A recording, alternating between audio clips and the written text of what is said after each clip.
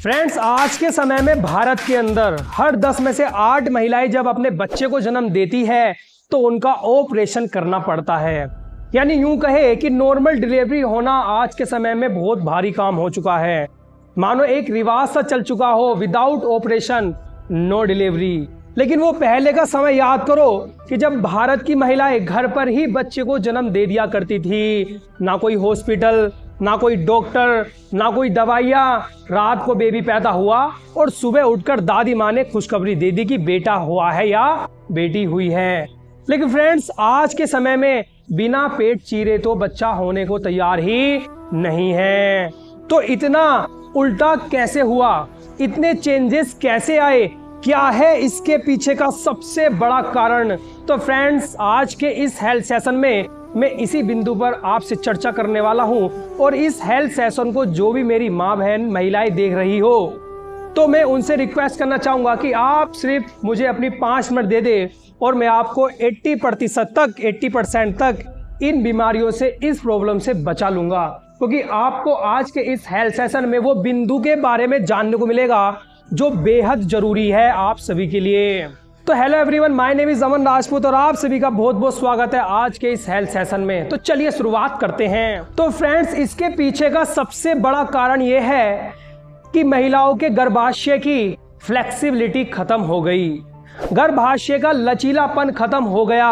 और जब जब किसी भी चीज का लचीलापन खत्म होगा, वो ठुट बनेगा तो वो टूटेगा, वो फटेगा। मैं आपको बता दूं कि जिस शरीर में लचीलापन होता है ना, उस शरीर में कमर दर्द नहीं होता, उस शरीर में जोड़ों में दर्द नहीं होता, क्योंकि फ्लेक्सिबिलिटी बनी हुई है।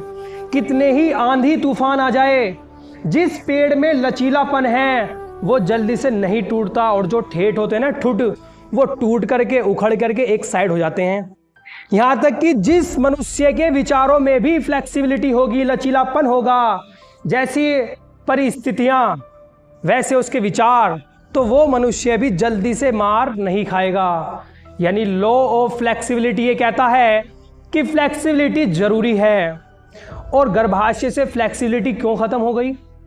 पहले के समय में औरतें चक्की चलाया करती थी। चक्की आपने देखा होगा, पहले गेहूं घर पिसा जाता था तो महिलाएं सब चक्कियां चलाया करती थी। वैजीना में गर्भाशय का मूवमेंट होता रहता था। बैठ करके घरों में पोछा लगाया करती थी। पोछा लगता था ना, वो बैठ करके लगाया करते थे।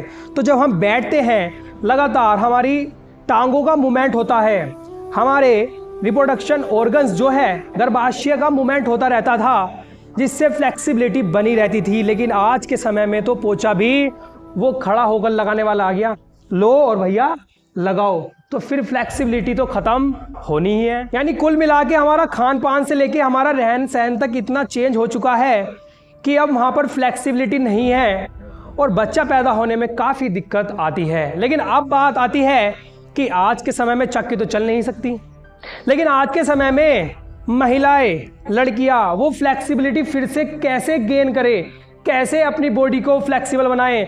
तो इसका एकमात्र उपाय है केवल योगा या एक्सरसाइज करना। बिना इसके, और महिलाओं के लिए तो डॉक्टर, एक साइंस में रिसर्च हुई और उसमें यह बताया गया कि महिलाओं के लिए तो एक्सरसाइज या योगा करना पुरुषों से भी ज़्यादा जरूरी माना गया है। क्योंकि उनको, उनकी लाइफ में बहुत सारे चेंजेस आते हैं उनकी बॉडी में। और चाहे आप अपने चारों तरफ ऑब्जर्व कर लेना, महिलाओं के अंदर डिलीवरी होने के बाद कई बीमारियां पैदा होने लगती है। थायराइड की समस्या होने लगती है जिसमें वेट गेन होगा, या उनकी पूरी ज़िंदगी उसके बाद हड्डियों में दर्द रहने वाला है। और भी समस्याएं, उनकी बॉडी में एनर्जी की कमी होने लगती है, उनके हार्मोन्स में इतने ज़्यादा चेंजेस आ जाते हैं कि कई बीमारियों से उन्हें जूझना पड़ता है। चाहे आप देख लेना, क्यों? क्योंकि मूवमेंट नहीं है बॉडी में। और जब जब किसी भी चीज़ का मूवमेंट खत्म होगा, या कोई भी बॉडी, कोई भी चीज़ अगर एक जगह अपना थम जाएगी, तो वो बेकार होनी तय है, उसे कोई बचा नहीं सकता।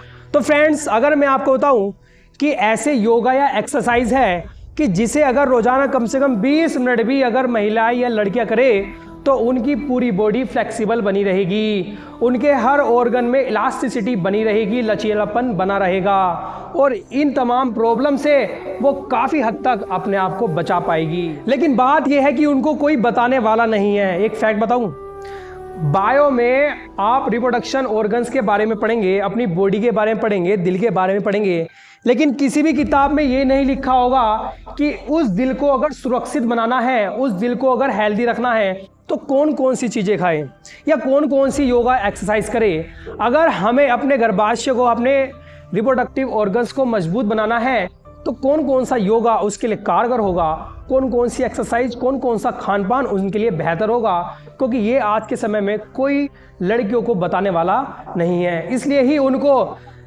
इतनी बीमारियों का सामना करना पड़ता है जैसे जैसे वो बड़ी होती रहती है। और हम बोल देते हैं ना कि उनको मजबूत बनाओ, सशक्त बनाओ, लेकिन जब तक वो योगा एक्सरसाइज नहीं करेंगी तो वो कैसे खुद को मजबूत बना पाएंगी, कैसे वो स्ट्रॉन्ग बनेगी, कैसे वो सशक्त बनेगी। तो इसके लिए बेहद ज़रूरी है कि हर महिला को कम से कम 20 से 30 मिनट तो योगा या एक्सरसाइज ज़रूर करनी चाहिए।